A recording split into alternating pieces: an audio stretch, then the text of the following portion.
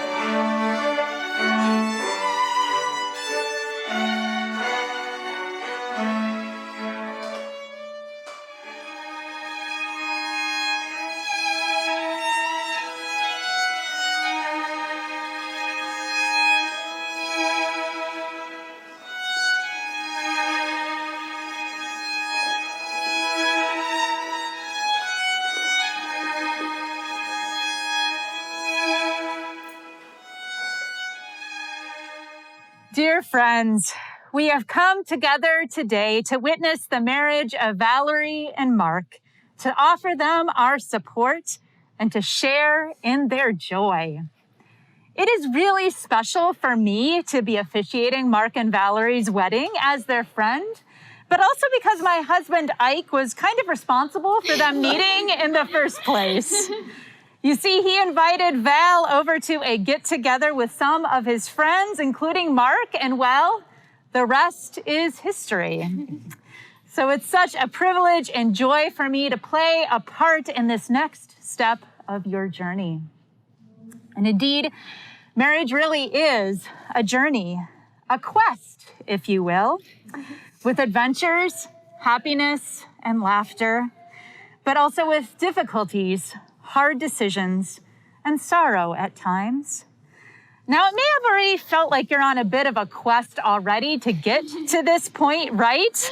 As you planned and prepared for this day, rolling the dice and making decisions after decision, figuring out favors and decor and venues and cakes and caterers, all those hoops that you have jumped through to get you to this treasure, this day, this beautiful day with friends and family.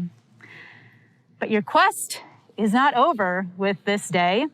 It's only just begun as you commit to each other to be each other's companions throughout the rest of your journey. The path ahead will be full of beautiful scenery and moments, surprising experiences, successful campaigns personally and professionally, and happy celebrations.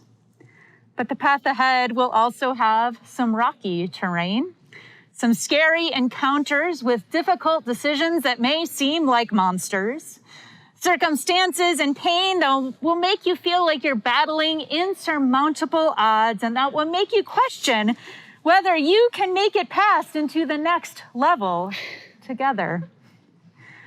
It will take dedication, hard work, and care as you focus on being present and attentive to one another and supporting one another each step of the way.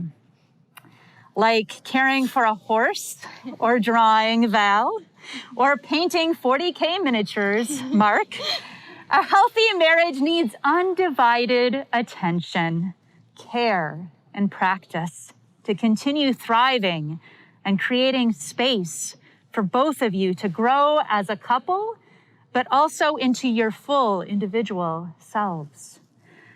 And that's the beauty of marriage and love. It can be a space for us to be a light for one another, as we will hear in our first reading. Marriage can also be a space for us to grow together and support one another, as you'll all hear in the second reading that our couple chose. And as our third reading says, it is also a space to share fully who we are with one another. You see, much like the Hall of Faces that Arya Stark finds in the Game of Thrones, we all have masks that we put on and wear in life, depending on the people we are with. And sometimes we wear the masks even to hide parts of ourselves from ourselves. But with our true companion, we can learn to take off the masks, stop hiding our past, our hurts, and our imperfections. We can truly be vulnerable and truly be known by one another. This is the gift of love. Love grounds us in who we are and allows us to share love with others. Love gives us the grace to forgive one another when we fall short and mess up, because you try as hard as you can. That's going to happen. You'll see the cracks in one another, but love gives us the courage to face those cracks together, to hold them tenderly, and let love and your life together make something beautiful out of those cracks.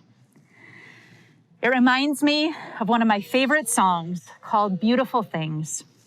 It's a song about God making beautiful things out of the rough places of our lives. And God in my tradition is love. So no matter what your religious beliefs, it's a song that speaks of the power of love to transform and to heal and to make all things new. It goes like this. You make beautiful things. You make beautiful things out of the dust. You make beautiful things. You make beautiful things out of us. All around, hope is springing from this old ground. You make me new. You are making things new. Love, you make beautiful things. You make beautiful things out of the dust. You make beautiful things. You make beautiful things out of us. May your love continue to grow as you celebrate today and continue this quest of life together. And may your path ahead be full of grace and joy. And may your love make the path full of hope to sustain you along your journey. May your love renew you and make your life together a beautiful thing. Amen. And now, I ask you to declare your intentions for one another. So you can hold hands here. And Mark will begin with you. Mark, will you have Valerie to be your wife, to live together in marriage? Will you love her, comfort her, honor and keep her in sickness and in health, and forsaking all others, be faithful to her as long as you both shall live? I will. Valerie, will you have Mark to be your husband, to live together in marriage? Will you love him, comfort him, honor and keep him in sickness and in health, and forsaking all others, be faithful to him as long as you both shall live? I do. Our first reading is from Sonnet, I didn't look this up, 43. Roman numerals. I'm like, wait a second. 43 by William Shakespeare. Thanks, Mark. When most I wink, then do my eyes best see, for all the day they view things unrespected. But when I sleep in dreams, they look on thee, and darkly bright are bright and dark directed. Then thou whose shadows doth make bright, how would thy shadows form happy show to the clear day with thy much clearer light, when to unseeing eyes thy shade shines so? How would, I say, mine eyes be blessed, made by looking on thee in the living day, when in dead night thy fair imperfect shade through heavy sleep on sightless eyes doth stay. All days are nights to see till I see thee, and night bright days when dreams do show thee me. Our second reading is from an excerpt from Captain Corelli's Mandolin by Louis de Beniers. Love is a temporary madness. It erupts like an earthquake and then subsides. And when it subsides, you have to make a decision. You have to work out whether your roots have become so entwined together that it is inconceivable that you should ever part. Because this is what love is. Love is not breathlessness.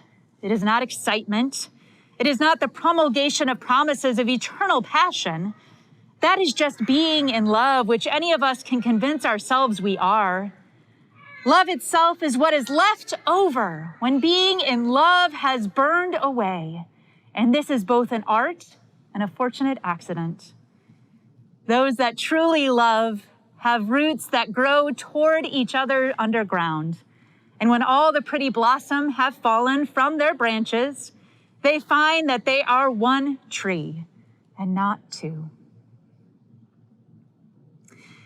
Mark and Valerie, I now invite you to share your vows with one another before your family and your friends. Mark, we'll start with you. All right.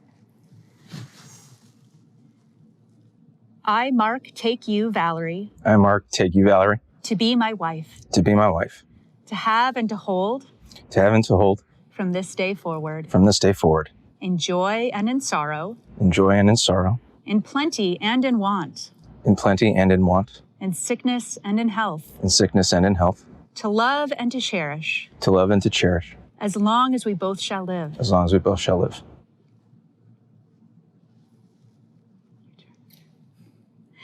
I, Valerie, take you, Mark, I, Valerie, take you, Mark, to be my husband, to be my husband, to have and to hold, to have and to hold, from this day forward, from this day forward, in joy and in sorrow, in joy and in sorrow, in plenty and in want, in plenty and want, and in want, and in want, in sickness and in health, in sickness and in health, to love and to cherish, to love and to cherish, as long as we both shall live. as long as we both shall live.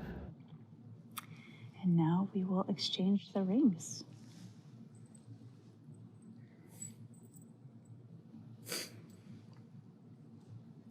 Valerie, you'll go first.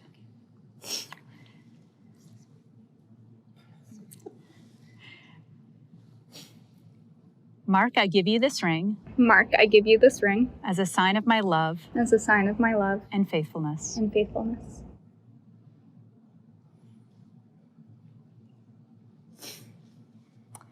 Valerie, I give you this ring Valerie, I give you this ring as a sign of my love as a sign of my love and faithfulness. and faithfulness.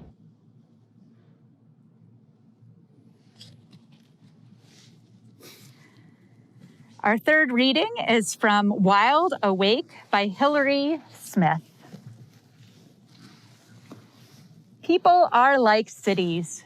We all have alleys and gardens and secret rooftops and places where daisies sprout between the sidewalk cracks. But most of the time, all we let each other see is a postcard glimpse of a skyline or a polished square.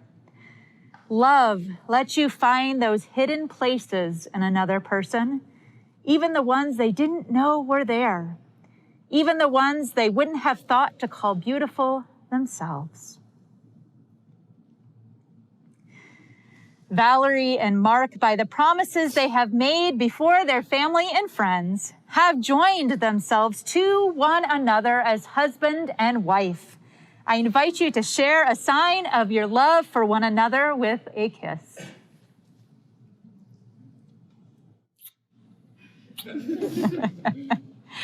May I now present to you the happy couple.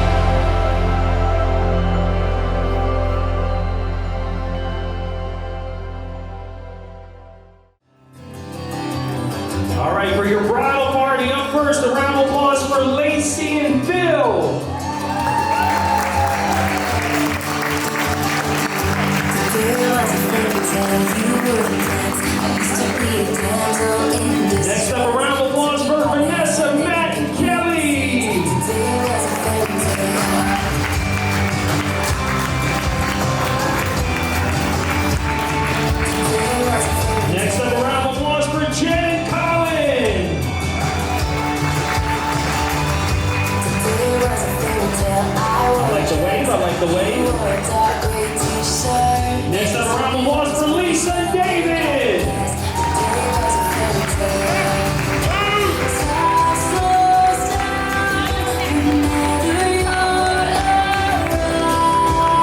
All right, next up, a round of applause for Carrie Ann and Stefan.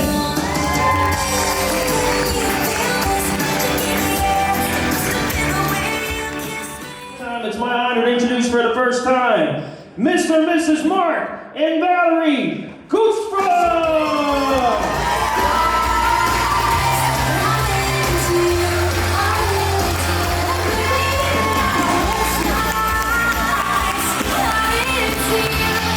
Here they come, here they come, here they come. Here they are, coming towards you.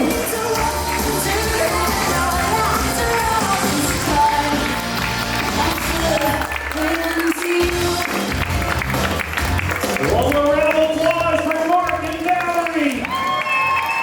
Hey everyone, my name is Carrie Ann, and this is my sister Valerie.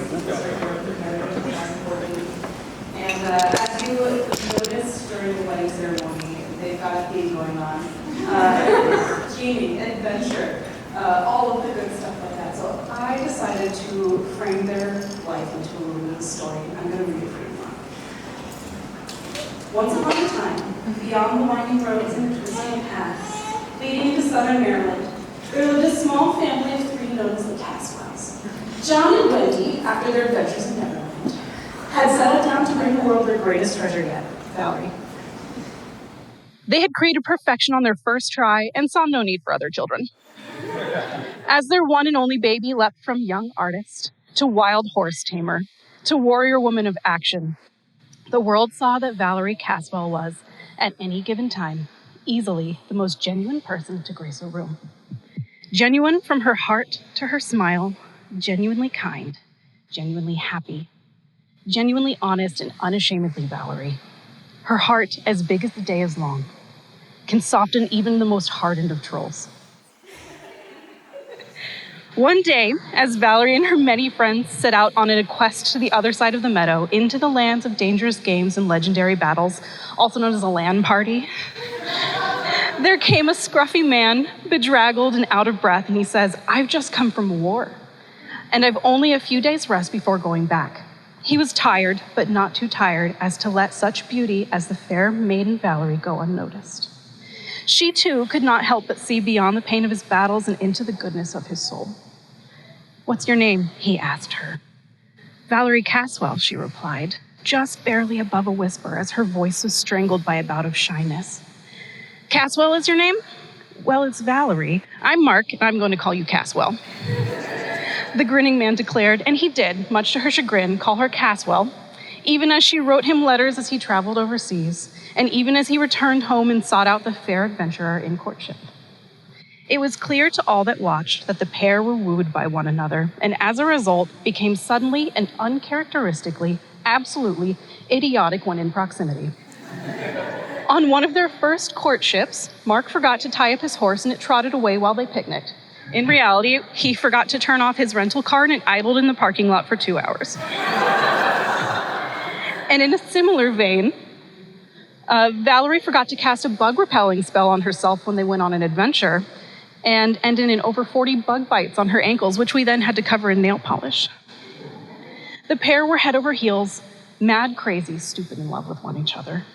So in love were they that they neither one could allow the other to sacrifice time, energy, or comfort for their partner. "I want you to have the last health potion." "No, you will have it, and if I die, I will die happy knowing that you lived." And this tumultuous disagreement would continue until the sunrise. From this competitive kindness, this passionate battle for supreme caregiving, came a new and bewildering type of love, a clandestine love. In genuine acts of unconditional love for one another, they created the habit of loving one another behind each other's backs. Mark would stand upon the tables when Valerie left a room and he'd sing her praises to any soul that would listen, because she wasn't there to deny his grandiose claims that she was the best woman of all time. And while Mark would slog through his daily battle for the kingdom, Valerie would sneak into his bags to refill his health potions, cast protection charms on his shoes, and train their direwolf to protect him against all foes.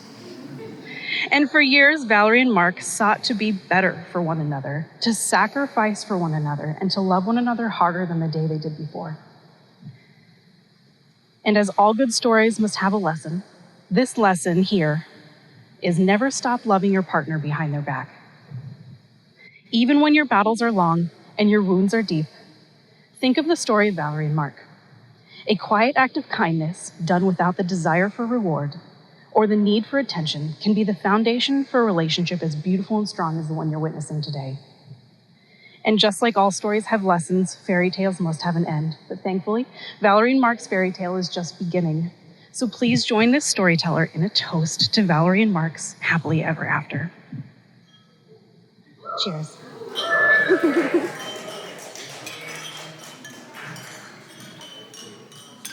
Stefan.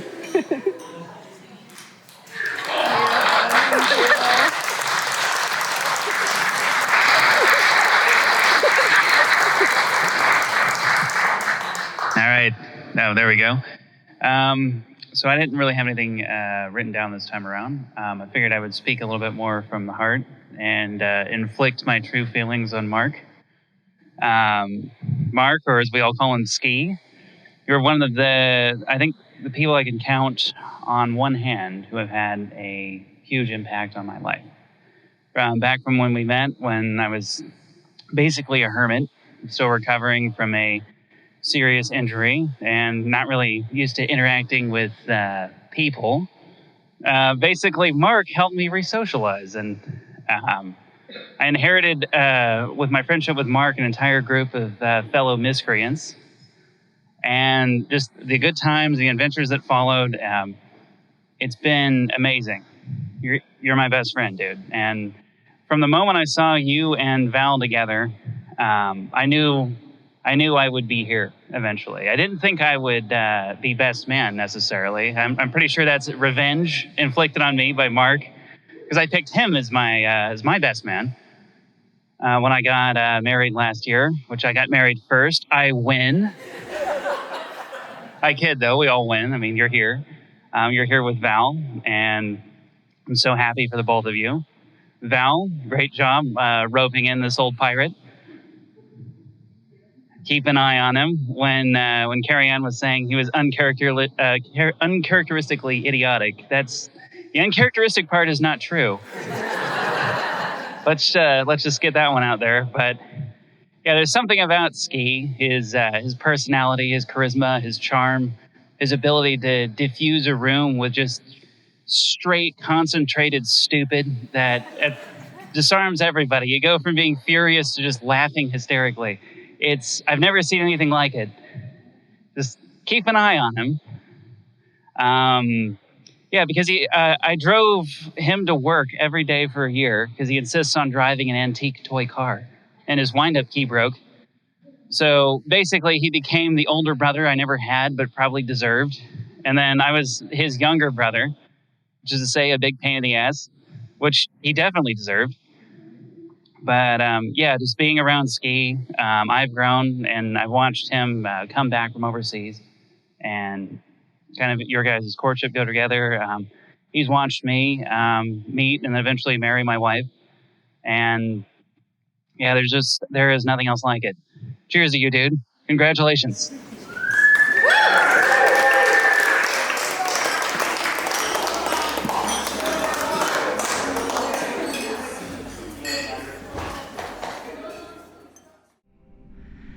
I know you, that look in your eyes is so familiar a gleam, and I know it's true that visions are seldom all they seem. But if I know you, I know what you'll do. You'll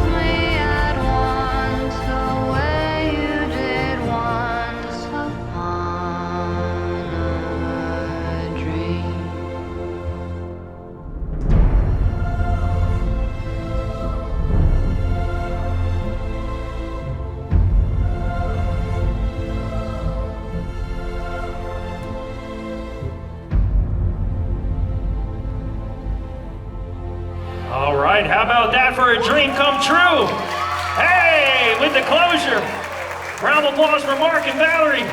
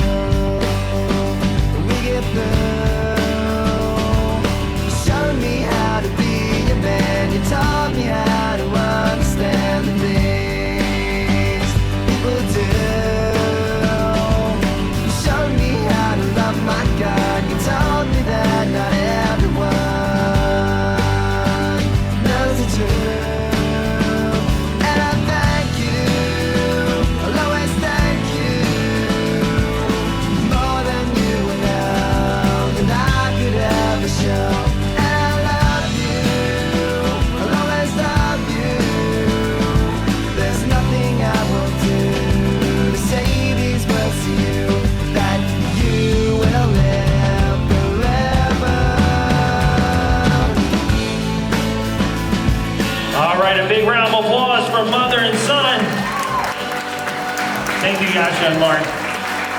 All right, we need our bride to come back down. And Mark, don't go far. Come stop your crying, it will be alright. Just take my hand, hold it tight. I will protect you from all around you. I will be here, don't you cry. For one so small, you seem so strong. My arms will hold you, keep you safe and warm. This bond between us can't be broken. I will be here, don't you cry. 'Cause you'll be in my heart. Yes, you'll be in my heart. From this day on, now and forevermore.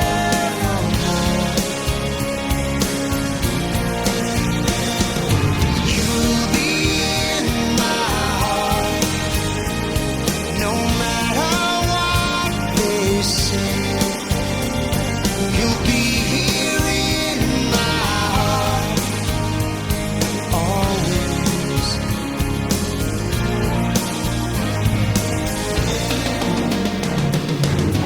Why can't they understand the way we feel? They just don't trust what they can't explain. I know we're different, but deep inside us, we're not that different at all. And you'll be in my heart. Yes, you'll be in my heart. From this day on, now and forevermore. Don't listen to them, 'cause what do they know?